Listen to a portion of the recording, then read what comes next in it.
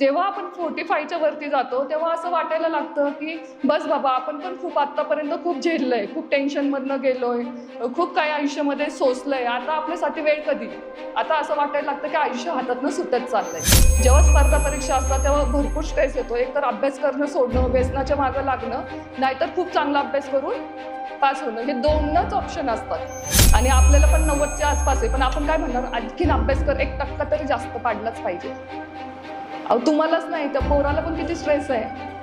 म्हणले मला इंजिनिअरिंग होणारच नाही, मी बरंच 12वी सायन्स केले, मला अजिबात होणार नाही इंजिनिअरिंग. ते 5-10 लाख, मी जर CET दिली ते पास जरी झालो ना, 5-10 लाख रुपये भरणार, मला 5 वर्ष जेलमध्ये टाकणार, मी 5 वर्षाचे 10 वर्ष करूनच दाखवणार यांना. यांचे पैसेच वाया घालवायचे आणि मी घालूनच दाखवणार. आईने मेसेज केला, अरे मला तू घरी कधी येणार आहे सांगशील का. तिने मेसेज केला, मी माझ्या घरीच आहे. मग नंतर तिला सांगितलं तिने, मी पळून जाऊन लग्न केलंय, मी कोर्ट मॅरेज केलंय, आता हेच माझं घर आहे, मी येणार नाही. राईट. आता तो मुलगा होता 10वी नापास फोटोग्राफर. प्रचंड, की लहानपणापासून माझी आई, मी खिडकीतनं खाली पाहिलं तर कोण येणार होतं का गं वयात आल्यापासून. राईट. ते झालं. मामाची इथं आम्ही जेवायला बसलो, सगळे मामाचे पण नातेवाईक आले, इकडचे पण आले. मुलगा माझ्या शेजारी बसला, तुझं त्याचं काय चालू आहे का गं. तिला घरात अनसेफ वाटायला लागलं आणि तोपर्यंत तिचं एक अफेअर पण झालं, कारण तिच्यावर कोणी विश्वास ठेवला नाही ना. पॅरेंटिंगचा रोल खूप महत्त्वाचा असतो. आपण मुलांना दोष देऊन नाही चालत. फक्त आज हिने छान साडी घातली, मी पण 2000 जास्तच मला पाहिजे. बरं, ते नवऱ्याची कॅपॅसिटी आहे का नाही आहे का, आपल्याला साडी नाही का, हे काही विचार नाही, पण मला पाहिजे. कंपॅरिझन आलं, स्ट्रेस आला आणि घरातलं वातावरण पण खराब झालं. पण अशामध्ये तुमचा काय दोष आहे. तुम्ही स्वतःला कधी माफ केलंय का. स्वतःला किती दोष देताय. एकदा आठवा तुम्ही की स्वतःकडून हे चुकलं माझं, त्यावेळेस मी हे करायला पाहिजे. कधी स्वतःला सॉरी म्हणालात का तुम्ही. स्वतःचे सिक्रेट काही असेल तो सांगून द्यायचं, इतकं सांगून द्यायचं. नंतर ते तिसऱ्या व्यक्तीकडून कळलं ना, बाई मला वाटली नव्हती ती अशी निघल म्हणून, मी किती विश्वासाने सांगितलं होतं ती अशीच आहे, आणि ते अजून चौथ्या व्यक्तीला तिच्याबद्दल भरपूर गाराणी करायची. माझं नाव प्रिया लंगे आहे आणि मी काउन्सिलिंगचं काम करते. आणि आज सर्वांचं मला खूप थँक्यू म्हणायचं आहे की मला तुम्ही सर्वांनी इथं मला बोलवलं, आणि शहा सरांचं विशेष मला आभार व्यक्त करायचं आहे, कारण त्यांनी माझ्यावर विश्वास ठेवून मला इथं बोलवलेलं आहे. So thank you so much sir. तर आजचा विषय असा आहे की मी पहिल्यांदाच पालकवर्ग म्हणजे 45च्या वयापुढील पालकांसोबत काम करते की स्ट्रेस मॅनेजमेंटवर. सो आपला विषय आहे स्ट्रेस मॅनेजमेंट. तर आज प्रत्येक वयामध्ये वेगवेगळा स्ट्रेस असतो. राईट. की जेव्हा आपण आठवलं तर लहानपणी वेगळा स्ट्रेस होता की आपण गोट्या खेळल्या तर सगळ्या गोट्या जिंकल्याच पाहिजे हे घेऊन जातो. आणि 10वी-11वीला गेल्यावर आपण कसं पुढच्या आपल्याला स्पर्धा परीक्षेला कसं जायचं आहे तो एक स्ट्रेस होता. कॉलेजला गेला वेगळाच होता. गर्लफ्रेंड बॉयफ्रेंड असेल की लग्न कसं होईल आपलं. राईट. की नंतर जॉब लागायचं टेन्शन. नंतर असं प्रत्येक वयामध्ये वेगवेगळा स्ट्रेस असतो. पण ह्या वयामधला स्ट्रेस फार वेगळा असतो. म्हणजे मी तर म्हणेल तारेवरची कसरतच असते. कारण ह्या वयामध्ये आपल्याला आपले मुलं आणि आपले आईवडील ह्या दोघांमध्ये बॅलन्स करत आपलं स्वतःचं मानसिक आरोग्य आणि शारीरिक आरोग्य दोन्ही जपायचं असतं. आणि काय होतं आता ह्या वयामध्ये आपल्या वयामध्ये की मुलांचं शिक्षण जवळपास झालेलं असतं. कोणी ग्रॅज्युएशनला असेल, कुणाचं ग्रॅज्युएशन झालं असेल, किंवा कुणाचे लग्न जमत असेल, कोणी लग्नाला तयार होत नसेल, कोणी सेटल नसेल. हे एक स्ट्रेस तर आहेच आहे. परत ह्याचबरोबर आपल्या आईवडिलांचं वय होतं आहे. त्यांचे आजारपण, त्यांना दिसायला कमी होतं, ऐकायला कमी होतं. परत त्यांचे ऑपरेशन्स, त्यांच्या गोळ्या औषधे चालू होतात. परत ते डिपेंड होतात आपल्यावर. तर त्यांना पण आपल्याला पुढं घेऊन जायचं असतं. त्यामुळं ह्या वयामध्ये आपल्या स्वतःकडं खूप दुर्लक्ष होतं. आणि स्त्रियांच्या बाबतीत मेन म्हणजे मेनोपॉज. तर त्याच्यावर कसं काम करायचं मी शेवटी सांगेल की त्या स्ट्रेसवर कसं काम करायचं की. आणि ह्याच्यामध्ये काय गोंधळ होतं की आपल्याला, आणि जेव्हा आपण 45च्या वरती जातो तेव्हा असं वाटायला लागतं की बस बाबा, आपण पण खूप आत्तापर्यंत खूप झेललंय, खूप टेन्शनमधनं गेलोय, खूप काही आयुष्यामध्ये सोसलंय, आता आपल्यासाठी वेळ कधी. आता असं वाटायला लागतं की आयुष्य हातातनं सुटत चाललंय. राईट. मग त्यानंतर आपल्याला असं वाटतं की मी कधी मजा करायची, मी कधी माझ्यावर पैसे हे करायचं, पण ते होत नाही. ह्याच्यामध्ये क्रिएट काय होतं, एक स्ट्रेस. आणि मेन म्हणजे ह्या वयातच जास्त आजार उद्भवायला लागतात, जसं BP शुगर म्हणा, दिसायला कमी होतं, केस गळायला लागतात, की आपल्याला हे पण ॲक्सेप्ट होत नाही की आपण म्हातारं होतोय. तो एक स्ट्रेस असतो सर्वांना. तर सगळ्यात आधी आपण नंतर स्ट्रेसची वेगवेगळी कारणं आहेत तर ते आपण तुमच्याकडून जाणून घेऊयात. पण त्याआधी आपण स्ट्रेस म्हणजे काय हे थोडक्यात समजून घेऊया. आता कोणी सांगू शकतं का स्ट्रेस म्हणजे काय? आणि स्ट्रेस म्हणजे ॲक्च्युली भूतकाळाकडून येत नाही. स्ट्रेस कुठून येतो? फ्युचरकडून. की आपल्याला फ्युचरची काळजी असते, चिंता लागते की मुलांचं कसं होईल, आपले आईवडील अचानक गेले तर, आपल्या पार्टनरला काही झालं तर, हे सगळं कुठून फ्युचरमधनंच येतं ना. तर त्याला स्ट्रेस. पण स्ट्रेस हा 2 प्रकारचा असतो. एक तात्पुरता स्ट्रेस असतो आणि एक थोडासा दीर्घकाळ टिकणारा म्हणूया आपण, तो स्ट्रेस असतो, राईट. आता तात्पुरता स्ट्रेस कसा असतो की फॉर एक्झाम्पल की आता मुलाची ट्युशन सुट्टी आहे 6 वाजता आणि मुलगा 7 पर्यंत घरीच आला नाही, त्याला 10-15 मिनटं यायला वेळ लागत असेल इतर वेळी आणि फोन पण उचलत नाहीये. त्यावेळेस जो अर्धा पाऊण तास जो पॅरेंट्स लोक स्ट्रेस जे इमॅजिन केलं, त्याचा ॲक्सिडेंटच झाला असेल, तो पळूनच गेला असेल, तो स्मोक करत असेल, एक्सेट्रा एक्सेट्रा, काही ना काही वाटतच असतात त्याला तो. आणि नंतर मुलगा येतो घरी, तो तात्पुरता स्ट्रेस आहे. त्याच्यानंतर जो दणके खात असेल तो भाग वेगळा आहे, पण तो हा टेम्पररी स्ट्रेस म्हणायचा आला. आता दीर्घकालीन स्ट्रेस कोणता? हे झालं दीर्घकाळ टिकणारे. यातल्या अजून काही कारण आहे ते पुढे शिकूया आपण. पण आता स्ट्रेस जेव्हा येतो माणसाला तेव्हा माणूस 2 प्रकारेच हँडल करतो. एक गुड स्ट्रेस म्हणतो आम्ही, एक बॅड स्ट्रेस. यू स्ट्रेस आणि डिस्ट्रेस. यू स्ट्रेस म्हणजे गुड स्ट्रेस. आता सपोज मला शहा सरांचा फोन आला 1 आठवड्यापूर्वी आणि मला म्हटले की तुला असं असं घ्यायचं आहे. तेव्हा मला एकदम स्ट्रेस आला की मी ह्या लोकांबरोबर कामच केलेलं नाही आहे, मी कसं करू शकते का, हे मला टेन्शन आलं. मी सरांना नाही म्हटलं, काहीतरी कारण देत होते. सरांना कळलं ते की काहीतरी करते माझ्यासोबत. सर म्हटले गपचूप आहे. तर हा स्ट्रेस होता. जर मी येऊन आज बोलतीये कारण मला समोरच्या समोर मला पण प्रेझेंट करायची संधी मिळाली, मी ती संधी हातातनं गेली असते की नाही माझ्या. जर मी आज येऊन बोलते तर याला गुड स्ट्रेस म्हणतात. मी त्याच्यावर काम केलं आठवडाभर, मी अभ्यास केला, ठीक आहे. मी केलं नाही काम, पण मला म्हणजे आपली प्रोसेस आहे. फर्स्ट पहिल्यांदा केलं तरच दुसरं आहे ना. सो मग मी ते गुड वेने घेतलं आणि आज मी तुमच्यासमोर इथं आहे. तर याला गुड स्ट्रेस म्हणतात. तसंच विद्यार्थ्यांच्या बाबतीत पण तसंच होतं. जेव्हा स्पर्धा परीक्षा असतात तेव्हा भरपूर स्ट्रेस येतो. एक तर अभ्यास करणं सोडणं, व्यसनाच्या मागं लागणं, नाहीतर खूप चांगला अभ्यास करून पास होणं, हे 2च ऑप्शन असतात स्ट्रेसमध्ये.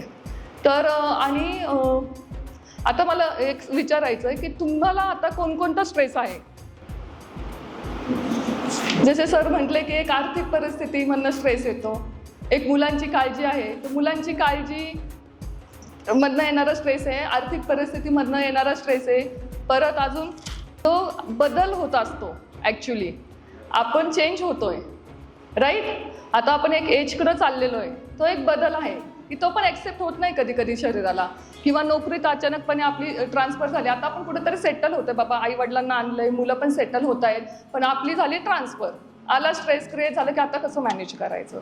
किंवा आता सुना आल्या असेल काही ना, किंवा जावई आल्या असेल, तो एक बदलच आहे ना. घरात अचानक सगळं बदलून गेलंय वातावरण, जेवणाची पण टेस्ट बदलली. आमची तर नाही बाबा असं काय, हे काहीतरी नवीनच प्रकार घालते खायला, होतं की नाही असं. म्हणजे हे बायकांच्या बाबतीत स्ट्रेस असतो. तर तो एक बदल असतो. आणि आरोग्याची काळजी लागते ह्या वयामध्ये, एकतर स्वतःच्या, आपल्या पार्टनरच्या, आई वडिलांच्या. तेव्हा स्ट्रेस वाढतो. आणि ओव्हर थिंकिंग, खूप ओव्हर थिंकिंग करतो. जसं आपण एक 15-20 मिनिटाचा स्ट्रेस होता, मुलगा नाही आला, तोपर्यंत आपण कुठं जाऊन बसलो होतो, पळून, मुली जर असते तर पळून गेली का काही, हा पण विचार केला असता, राईट. तो ओव्हर थिंकिंगमधनं पण तो स्ट्रेस येत असतो. आता हा स्ट्रेसची कारणं तर झाली, पण आता मॅनेज कसा करायचा. आता एक सांगते तुम्हाला, स्ट्रेस फक्त कंपॅरिझनमधनं, मुख्य कारण आहे की स्ट्रेस कंपॅरिझनमधनं येतो आपल्याला. आता कंपॅरिझनमधनं कसं, आता तुम्ही विचार करा की आपल्या शेजारचा मुलगा किंवा आपल्या मित्राचा मुलगा आणि आपला मुलगा 12वीलाच आहे, राईट. म्हणजे तो 11वीला आपला आणि तो 12वीला आहे. त्याला पडलं आहे 97-95%, आणि आपल्याला पण 90च्या आसपास आहे. पण आपण काय म्हणणार, आणखीन अभ्यास कर, 1% तरी जास्त पाडलाच पाहिजे. तुम्हालाच नाही, त्या पोराला पण किती स्ट्रेस आहे. आता एक माझ्या ना क्लिनिकमध्ये मधलं एक एक्झाम्पल सांगते की माझ्याकडे एक माणूस आलेला, ह्याच वयोगटातला माणूस आला आणि म्हटलं, मॅडम तुम्हाला काय माहीत नाही, माझं ना रात्री दिवस नींद हराम झाली आहे, जेवण बिवण जात नाही, त्या पोरामुळे शुगर BP सगळं चालू झालं आहे मला.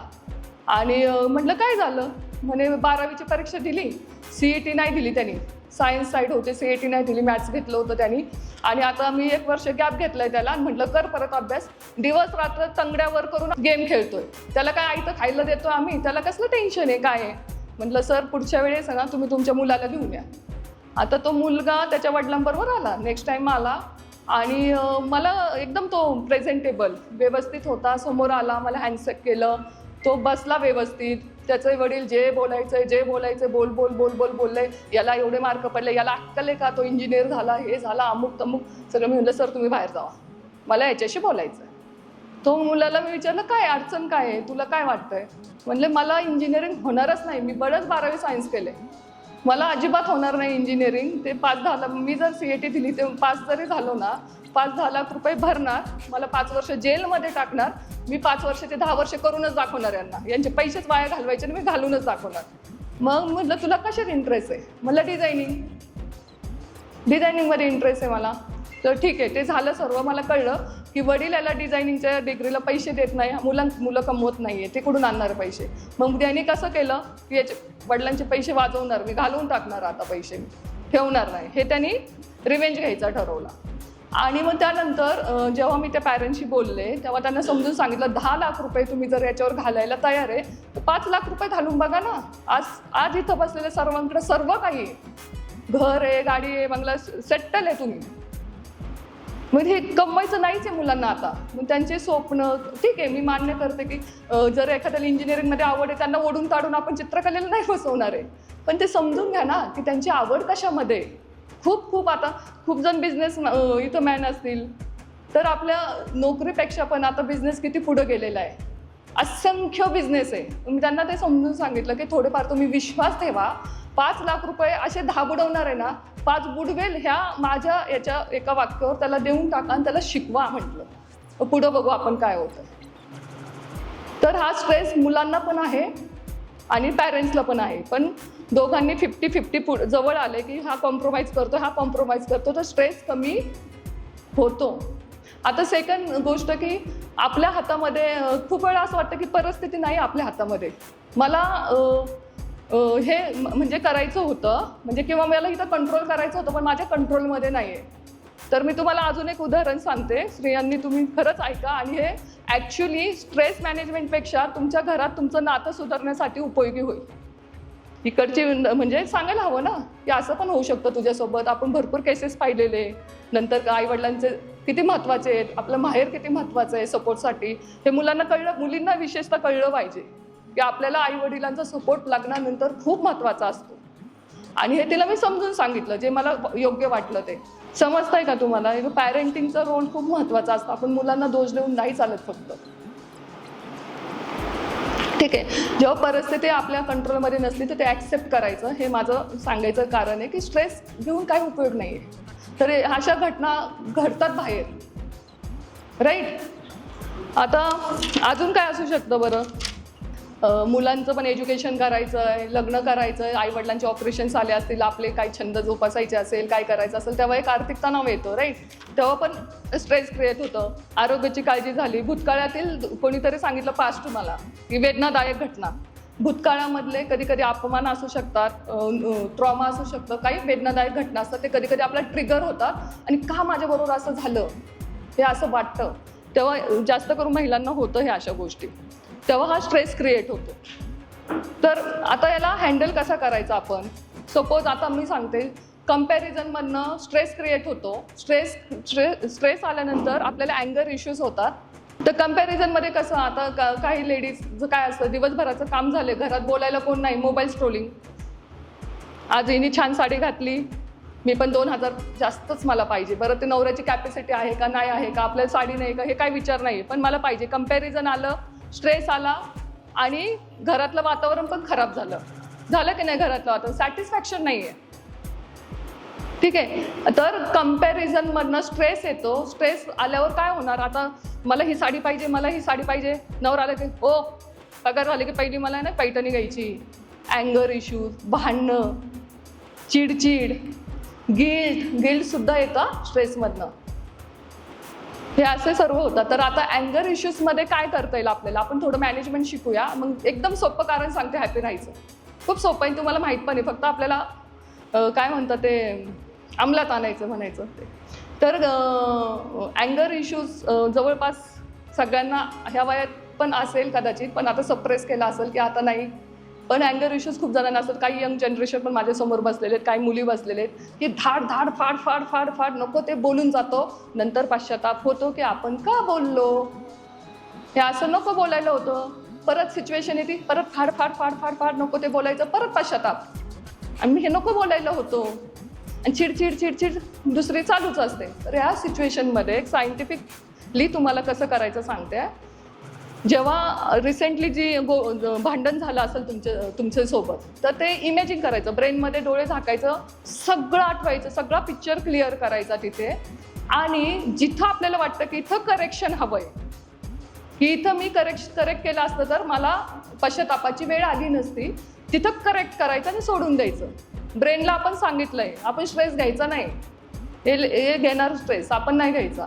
नेक्स्ट टाइम तुम्ही मॅजिक बघा, फक्त एकदा हे करा आणि मला कॉल करा की मॅम तुम्ही काय ट्रिक सांगितलं यार, वर्क झाली. ब्रेन त्यावेळेस पॉझिटिव्ह रिॲक्ट होतो. तर हे अँगर मॅनेजमेंट. आता गिल्ट शक्यतो, मी काल माझ्या भावाला, माझा भाऊ सायंटिस्ट आहे, त्याच्याशी चर्चा करत होते. मला गिल्ट नाही बाबा, अजिबात नाही. गिल्ट हा लॉंग टर्म स्ट्रेस नाही आहे, शॉर्ट टर्म स्ट्रेस असतो. कधी कधी काय होतं, आपली मुलं काहीतरी आपल्याला मागतात, आपल्याकडे असतं देण्याची आपल्याला योग्यता असते, पण आपण देत नाही. नंतर आपल्याला वाईट वाटतंच ना, शेवटी आपली मुलं आहेत, वाईट वाटतं. किंवा आई वडिलांच्या बाबतीत कुठंतरी सगळं असून कुठंतरी कमी पडलं, वाईट वाटतं. तेव्हा थोडंसं आपल्याला गिल्ट येतं की नाही, अरे यार मी कुठंतरी कमी पडलो. ते आहे गिल्ट. अशा वेळी करेक्ट करायचं. नेक्स्ट टाइम जेव्हा अशी सिच्युएशन येईल ना, नाही ठीक आहे, इट्स ओके बाबा, झालं तर ते करेक्ट करायचं. आणि जर पॉसिबल असेल ना, लगेच सॉरी माझ्याकडे होते काल पैसे पण मी नाही देऊ शकले, पण आता मी देतो. काय किती सिम्पल लाईफ आहे, पण आपला इगो खूप आडवा येतो. नाही सॉरी बिरी तर आपले असलं, सॉरी म्हणजे काय. आणि दुसरा गिल्ट येतो की आपण स्वतःलाच ॲक्सेप्ट करत नाहीये. आपण स्वतःकडून एवढ्या अपेक्षा ठेवलेत, मी परफेक्टच, माझ्याकडून काही चुका होणारच नाही. किंवा सपोज एखादी नाही का, मी माझं कुटुंब आहे आणि मी कुटुंबाचा मोठा व्यक्ती आहे आणि मी म्हणेल तसंच झालं पाहिजे. एखाद्याने जशी ती मुलगी गेली निघून, सहन होत नाही. पण अशामध्ये तुमचा काय दोष आहे? तुम्ही स्वतःला कधी माफ केलंय का? स्वतःला किती दोष देताय? एकदा आठवा तुम्ही की स्वतःकडून हे चुकलं माझं, त्यावेळेस मी हे करायला पाहिजे. कधी स्वतःला सॉरी म्हणालात का तुम्ही? खूप सिम्पल आहे. मला आता एक गोष्ट सांगा, तुमची मुलं असतील सर्वांना, किंवा जी मुली असेल, तुमचे सगळ्यात प्रिय आई वडील असतील, आज कोणती पण खूप प्रिय व्यक्ती ज्याच्यावर खूप जीव आहे आपला, ती समोर आणा आणि एकदम, आता हे बोलायला नाही पाहिजे पण बोलते, की चाकू घेऊन आले समोर आणि तो रक्ताने भरलेला आहे आणि माझ्याकडून हे ना चुकून अशी माझ्याकडून चूक झाली आहे, काय कराल तुम्ही? सगळ्या क्षणी ओढून पोलिसाकडे द्याल का? एवढं सांगा, द्याल का? नाही. थांब, धुतो, चाकू लावून धुतो, पुढं केलंय, काय केलंय, तुला कसं प्रोटेक्ट करायला, माफ करून टाकतो. मग स्वतःला माफ करायला एवढं कंजूसपणा का? आपल्यात एवढं म्हणजे माफ करू शकता, माफ म्हणजे काय क्षमता आहे दुसऱ्यांना माफ करायची, तर स्वतःला का नाही बाबा? हे स्वतःला एकदा विचारा. आता एक आहे की आपल्याला काय होतं, बऱ्याच जणींना, बायकांना पण, ग्रुपमध्ये काहीतरी झालं, आपली टिंगल टवाळी केली, काहीतरी जेंट्समध्ये होतं का नाही माहीत नाही, मी एक स्त्री म्हणून मला ते माहिती आहे की मुलींमध्ये होतं.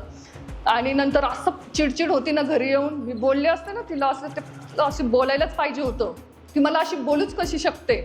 आणि घरावर दणदण राग काढायचा, घरावर 2 मैत्रिणींना फोन करून, त्याच्यावर पण सांगणार आहे, जास्त बोलायची सवय असल्याने काय करायचं. तर अशा वेळी बोलायला शिका. हे मला नाही आवडत आहे, म्हणजे कम्युनिकेशन स्किल आहे. तुम्ही असर्टिव्हली बोलू शकता, हसूनही बोलू शकता ना. ए प्लीज मागच्या वेळेस तू असं केली होती गंमत, पण मला खरंच ना जरा आवडत नाही, किंवा बाजूला घ्या ग्रुपमधनं, परत पुन्हा करू नको. करेल का? स्वतः बोलायचं नाही आणि परत स्वतः स्ट्रेस क्रिएट करायचा, दुसऱ्यांचं मेंटल हेल्थ खराब करायचं, घरातल्या पोरांचं, नवऱ्याचं तर करतोच नेहमी, राईट. काही व्यक्तींना आता खूप बोलायची सवय, मला पण खूप बोलायची सवय, म्हणजे इतकं बोलायचं की स्वतःचे सिक्रेट्स, काही असेल इतकं सांगून द्यायचं. नंतर ते तिसऱ्या व्यक्तीकडून कळलं ना, बाई मला वाटली नव्हती ती अशी निघल म्हणून, मी किती विश्वासाने सांगितलं होतं ती अशीच आहे. आणि ते अजून चौथ्या व्यक्तीला तिच्याबद्दल भरपूर गाराणी करायची आणि परत म्हणायची माझी नातीच टिकत नाही, माझी नातीच खराब होतात. अरे तिने काय केलंय? तिला सांगितलंय कोणी? आपण. आपल्याला एवढा कंट्रोल नसावा का स्वतःवर? आपण आपलं काय सांगायचं काय नाही, काय फरक पडणार आहे? एवढी काय बोलायची सवय असते? फरक काय पडणार आहे का? सगळ्याच गोष्टी सांगायची सवय असते, काही गरज नाही. आपण जसं सेफ राहू तेवढंच बोलायला शिका. किती काही असो सगळं सांगायची गरज नाही मैत्रिणींनो. खरं तर की आपण काय करतो, स्ट्रेस जेव्हा येतो, स्ट्रेसची भरपूर कारणं आहेत. काय कारणं आहेत? आता महत्त्वाचा मुद्दा आहे. तुम्हाला सांगा बरं, आताची कारणं म्हणजे अजून काय असू शकतात? संपत्तीवरनं वाद.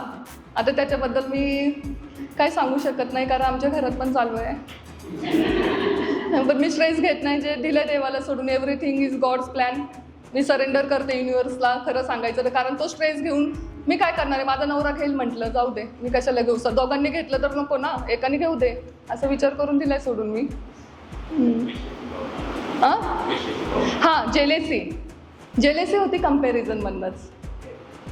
पूर्ण जेलेसी फक्त कंपॅरिझनमध्ये, की माझ्याकडे हे नाही, माझ्याकडे ते नाही, माझ्याकडे अमुक नाही, त्याच्याकडे हे, त्याच्याकडे ते, त्याच्याकडे याची मुलं अशी, त्याची मुलं अशी. ते मी तुम्हाला हॅपी कसं राहायचं त्याच्यामध्ये मी सांगते काय करायचं. सिम्पल आहे, तुम्हाला माहिती आहे. मी सांगणं एवढं योग्यतेचे पण नाही तुमच्यासमोर, बट तरी सांगेल मी. ठीक आहे. तर एक आपण ॲक्टिव्हिटी घेऊया की सर्वांनी असा हात पुढे करा. ठीक आहे. आता असं समजा दुसऱ्या हातामध्ये छोटे छोटे पेबल्स, दगड, ते तुमचे स्ट्रेसची कारण आहे. म्हणजे एक दगड म्हणजे जसं तुम्ही म्हणजे जेलसी, द्वेषाची भावना, एक संपत्तीचा वाद आहे, असे तुम्ही सगळे दगड आहेत अशा हातामध्ये. आणि ह्या हातामध्ये तो एक दगड टाकायचा आहे. हा मला ताण आहे. डोळे झाका तुम्ही 1-2 मिनटं आणि खरंच स्वतःला विचारा की आपल्याला काय ताण आहे, काय स्ट्रेस आहे, आणि तो एक एक दगड त्या हातामध्ये टाका. जड होतोय जड.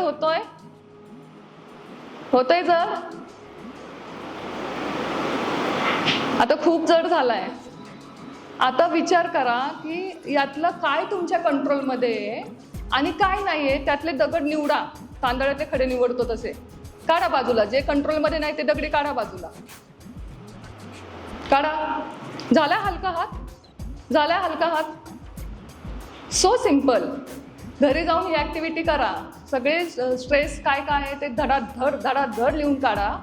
आणि जे आपल्या हातामध्ये नाही ते दुसऱ्या पानावर काढा. फाडून फेकून जाळून फेकून द्या. गेलं उडत. हे माझ्या अंडर कंट्रोल नाही आहे. उद्या सगळ्यांनाच मारायचं आहे. मी किती काय म्हटलं तर कोणी अमृत पिऊन नाही आले. मरायचंच आहे सगळ्यांना. आपण जर शरीराची काळजीच घेतली नाही, स्ट्रेस घेत बसल्यावर शरीराची म्हणजे कॅन्सर पण होतं. हे सगळ्यांना माहिती आहे.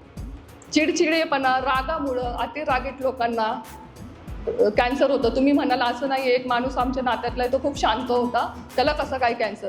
तो त्यांनी सप्रेस केलेला राग आहे. तो कॅन्सरच्या रूपात बाहेर पडतो. तर आज तुम्ही रोज खूप साखर खाताय आणि तुम्ही उद्या म्हणाल माझी शुगर टेस्ट एकदम नॉर्मल यायला पाहिजे. असं होणार आहे का? त्यासाठी तुम्हाला काळजी घ्यायला पाहिजे ना. म्हणून मानसिक आरोग्याची पण काळजी घ्यायला हवी आहे. त्यासाठी स्ट्रेस कसा कमी करायचा हे आता आपण शिकलो. पण हे आपण फक्त म्हणजे कसं हँडल करायचं शिकलो. पण जर अशी मॅजिक झाली की स्ट्रेस यायचीच कारणच कमी झाली तर किती बरं होईल ना. तर आता तुम्ही मला एक सांगा, तुम्ही डेली उठल्यानंतर पहिलं काय करता? एक्सरसाइज. अजून बायकांना तर मी समजू शकते, बिचारा किचनमध्ये पळतात. विचार काय करता उठल्याबरोबर?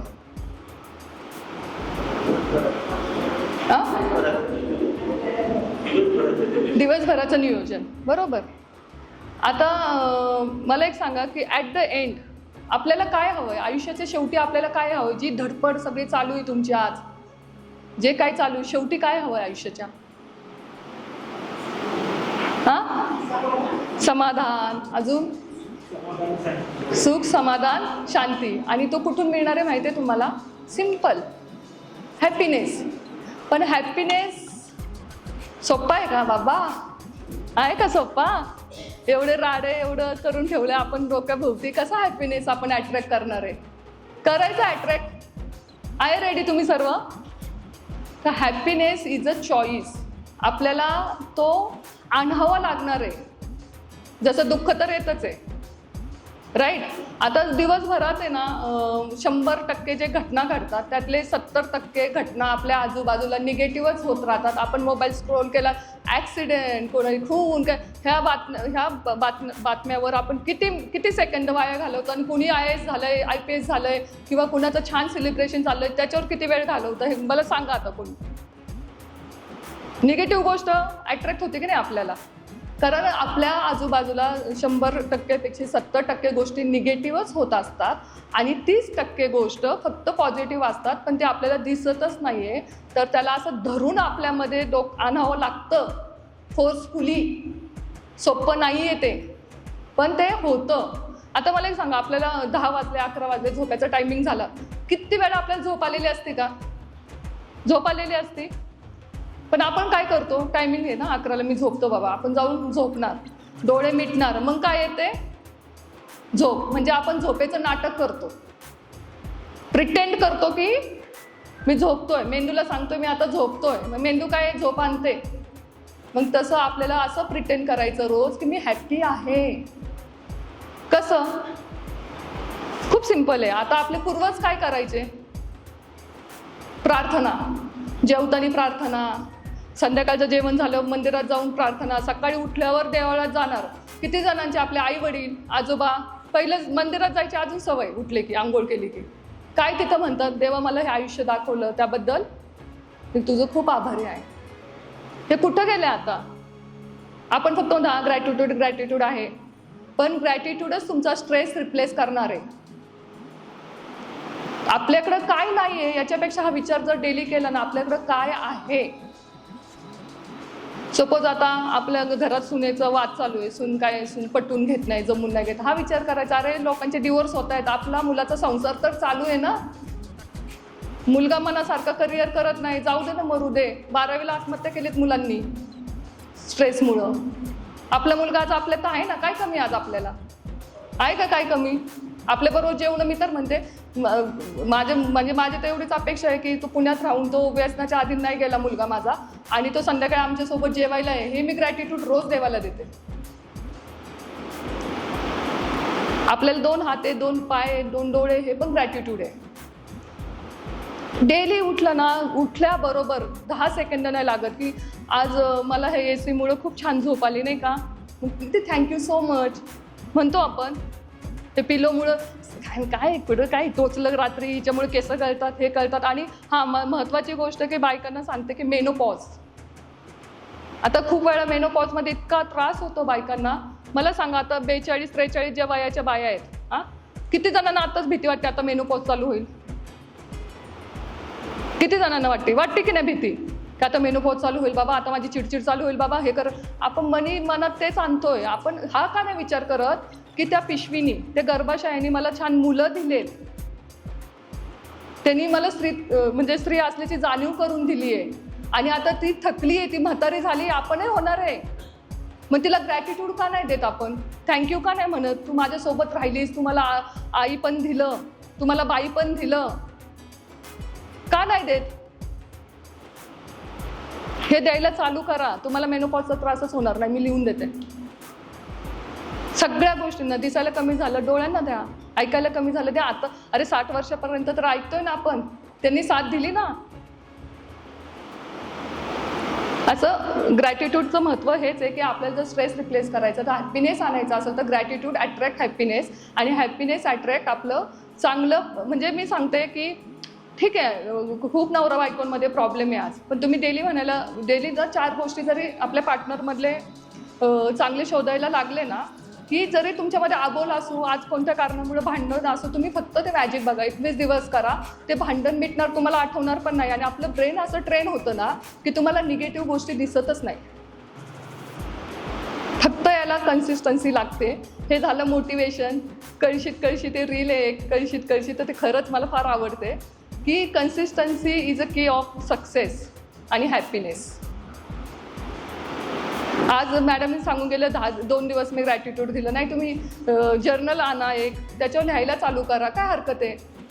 रोज 4 गोष्टी पॉझिटिव्ह बघा आणि तुम्ही तुमच्यात बदल बघा. स्ट्रेसची कारणं पण कमी होतील तुमची. त्या बुकमधलं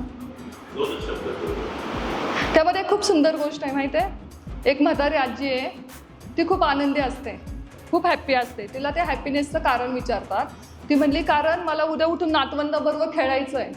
ती एक्साइटमेंट, असं काहीतरी आयुष्यात शोधा ना की तुम्हाला उद्या उठायची घाई असली पाहिजे. घाई म्हणजे नाही तिकडे जाणं हे करा असं नाही. घाई, वाव मला हे करायचं आहे, मला ते करायचं आहे, खूप एक्सायटेड आहे. त्याने आपलं आयुष्य पण वाढतं, कारण आपण मॅनिफेस्ट करतोय आपण की मला उद्या झोपतानीच वाव मला उद्या हे करायचं आहे. वाव, त्या आनंदात झोपा. निरोगी आयुष्य आणि तुम्हाला आयुष्य दीर्घकाळ हवं असेल, निरोगी आणि चांगलं, किती जगायची लोक पहिली, त्याने आपण आयुष्य पण अट्रॅक्ट करतो. मग आपण एक मेडिटेशन घेऊया सर, आणि चालेल मेडिटेशन घेऊया काही 10-5 मिनटं आणि मग आपण हे सेशन संपवूया. कोणाला आठवते बालपणी आपण कसं होतं. आता आपण बालपणाला भेटायचं आहे.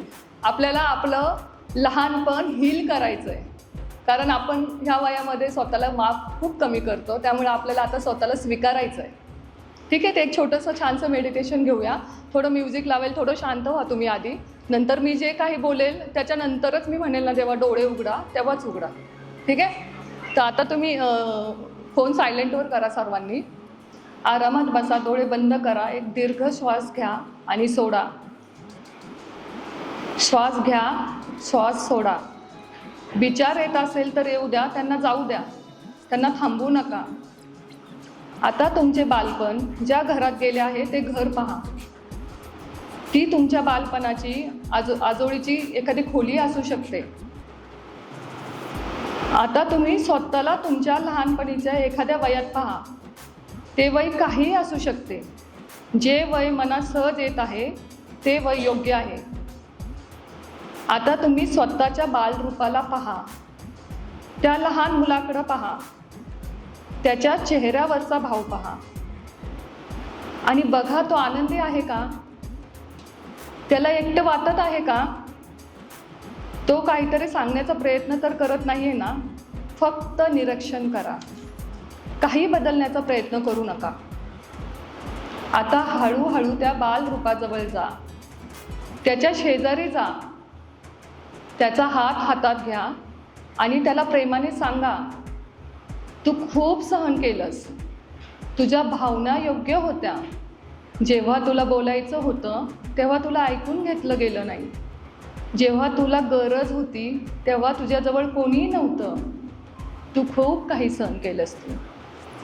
तो रडत असेल तर रडू द्या, तो बोलत असेल तर बोलू द्या. त्याला फक्त एवढंच सांगा, आज मी तुझ्यासोबत आहे, तू आता एकटा नाही आहेस. आता त्या बालरूपाला प्रेमाने मिठी मारा. त्याला सुरक्षिततेची जाणीव होऊ द्या आणि त्याला सांगा, तुला समजून घेतलं जायला हवं होतं आणि आज मी तुला तो स्वीकार देत आहे. तू आता पूर्ण सुरक्षित आहे. त्या बालरूपाला तुमच्यात पूर्ण सामावून घ्या आणि आत्मविश्वासाने त्या घरातून बाहेर पडा. आता मनात म्हणा, मी माझ्या भूतकाळाचा स्वीकार करतो, मी स्वतःवर प्रेम करतो, मी स्वतःला माफ करतो आणि आत्मविश्वासाने पुढे जातो. आता एक दीर्घ श्वास घ्या, सोडा. चेहऱ्यावर एक स्मित आणा आणि डोळे उघडा.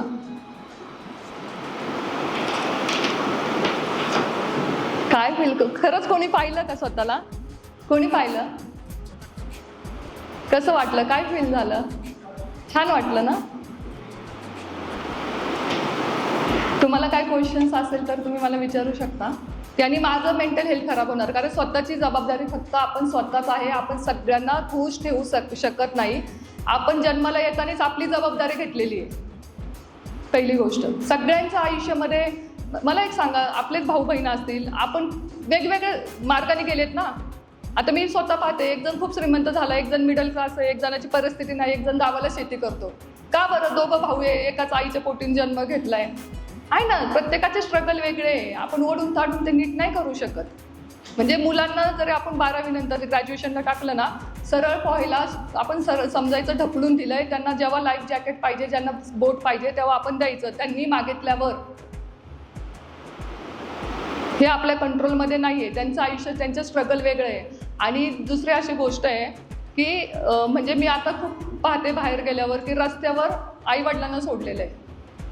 आणि मी एक आजोबांना पण भेटले, मला खूप वाईट वाटलं. आणि नाही, तो फेक पण नव्हता हे कळतं मला, एवढं तर नॉलेज आहे मला, कोण फेक आहे कोण खरं आहे ते समजतं.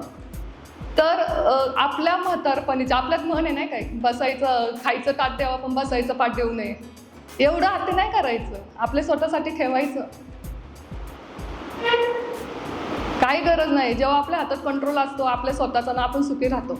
दुसऱ्यांचा नाही बरं का. दुसऱ्यांचं घ्यायला गेलं तर आपण कधीच सुखी राहू शकत नाही, कधीच नाही. तिकडं सून काय करते, पुढं हिंडायला जाते, मुलाचा पैसा उडवते, काय घेणं ते नाही, त्यांचा पैसा आहे. आपण नाही केलं का, आपली मजा नाही केली का, आपण आपल्या बायकोची हाऊसमौस नाही केली का, आपण नाही केली का, खरं सांगा. त्याला पण आहे ना अधिकार, तो नाही करायचं इंटरफेअर जास्त. मुलांना आपण बनवलं, आता खरं पाहायला गेलं तर ते एक गॅजेटच होतं मुलगा म्हणजे. त्याला आपण सगळ्या प्रकारे काय म्हणतात ते सगळं दिलं, सुखसोयी दिले, संस्कार दिले, मोठं केलं, त्याला योग्य त्याचं बनवलं. आता त्याचं नशिबाने तो पुढे. बस आता स्वतःकडे लक्ष द्या, आजारपणाकडे लक्ष द्या आपले. आता ते खूप आजार होतात हे तुम्हाला माहीतच असेल, स्ट्रेसमुळं. हायपर टेन्शन आहे, BP, शुगर, सगळं स्ट्रेसमुळं होतं. त्यापेक्षा स्वतःकडे लक्ष द्या. जे कंट्रोलमध्ये आहे तेच त्याच्यावर फोकस करून कसं नीट करता येईल तेवढंच विचार करा. त्यामुळे आपलं स्ट्रेस अट्रॅक्ट नाही होणार. आणि प्लीज डेली ग्रॅटिट्यूड, झोपताना 10 ग्रॅटिट्यूड, उठताना 10 ग्रॅटिट्यूड. आणि फक्त एवढंच बघा की फक्त दिवसातनं 4च गोष्टी पॉझिटिव्ह काय आहे स्वतःच्या लाईफमध्ये, दुसऱ्याच्या नाही. तिच्या लाईफमध्ये 10 तोळ्याचं मंगळसूत्र घातलं, किती पॉझिटिव्ह. अजिबात नाही हा, स्ट्रेस येईल. आपल्याकडं काय आहे ना, 5 तोळ्याचं मस्त चमकतंय गाड्यात, काय करायचं आहे, भारी आहे. बस simple life. Sorry, thank you, I love you, magical words वापरा. सॉरी म्हणायला लाज नाही बाळगायची, म्हणायचं सॉरी, हा बाबा सॉरी माझं चुकलं, थँक्यू, लव यू. हे म्हणायला सुद्धा लव यू म्हणाल तर काय कंजूसपणा आहे, बापरे बाप बाप. ठीक आहे, अजून